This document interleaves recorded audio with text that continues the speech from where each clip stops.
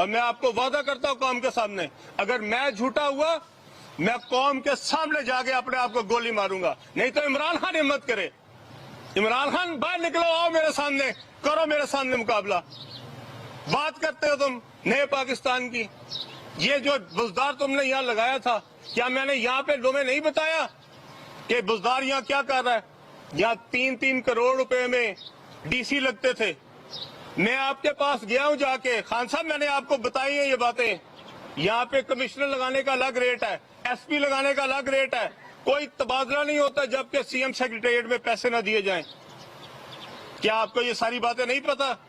کیا آپ کو ایجنسیاں یہ رپورٹیں نہیں دے رہی تھیں؟ فرا کا کیا کردار تھا یہاں پہ؟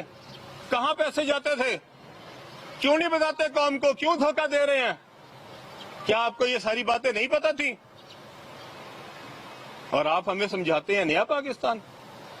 آج آپ نے پرویز الہی کو 183 ممبران ہیں پی ٹی تو میں یہ چاہتا ہوں کہ اس غداری کے خلاف یہ ضروری ہے، یہ لازم ہے کہ آپ پروٹیسٹ کریں۔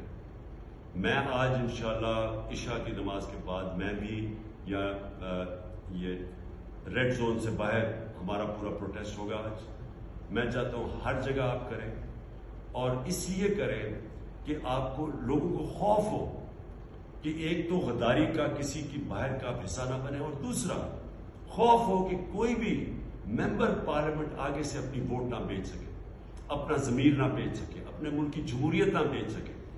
یہ جب تک عوام کا پریشر نہیں پڑے گا یہ چیزیں ہوتی رہیں گی۔ ڈی جی کے کمرے میں بیٹھا تھا تو وہاں پہ ساتھ ٹی وی لگا تھا، ڈی جی صاحب سامنے بیٹھے تھے، میں ادھر بیٹھا تھا، اور ادھر ایک ٹی وی لگا تھا دیوار پہ، اور اس کے اوپر آ رہا تھا عثمان بزدار کو وزیر اعلیٰ نامزد کر دیا گیا۔ یہ چوتھی دفعہ جب میں نیب کے دفتر گیا تب کی بات بتا رہا ہوں۔ تو میں نے ڈی جی صاحب جو سامنے بیٹھے تھے، میں نے ان کو کہا کہ جناب والا اب تو میری جان چھوڑ دے، اب تو جس نے سی ایم بننا تھا بن گیا ہے۔ یہ حقائق عوام سنیں، یہ جو لبادے اڑے ہوئے ہیں سچائی کے نئے پاکستان بنانے کے، میں سارے کھولوں گا۔